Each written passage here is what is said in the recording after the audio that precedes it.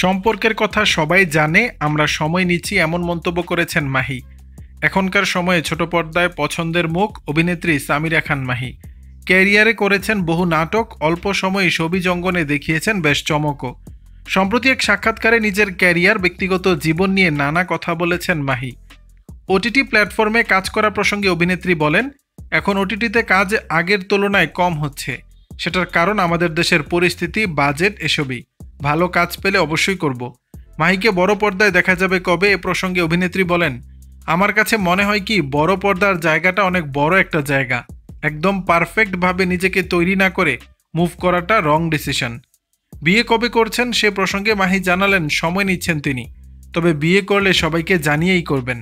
মাহির কথায়, সম্পর্কের কথা সবাই জানে, আমরা আমাদের সময় নিচ্ছি।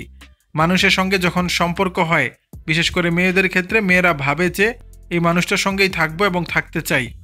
আমি সব দিয়ে ট্রাই করব থাকার, আমার সবটা দিয়ে। কিন্তু কিছু ক্ষেত্রে পরিস্থিতি ভিন্ন থাকে, সম্পর্ক টিকে থাকে না, সেটা প্রেমের সম্পর্ক হোক বা বিয়ে। আমাদের অবশ্যই পরিকল্পনা রয়েছে, তারপরও নির্ভর করছে। প্রসঙ্গত, মাস দুয়েক আগে হঠাৎই গুঞ্জন ছড়ায় অভিনেত্রী সামিরা খান মাহির সম্পর্ক ভেঙে গেছে। বিষয়টি অভিনেত্রী নিজেই সামাজিক মাধ্যমে জানিয়েছিলেন।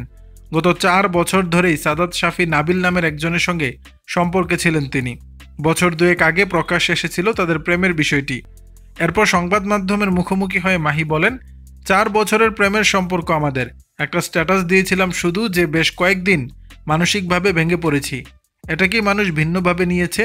আমি কোথাও বলিনি আমাদের ব্রেকআপ হয়ে গেছে। দর্শক, বিষয়টি নিয়ে আপনাদের মতামত জানাবেন নিচের কমেন্ট বক্সে।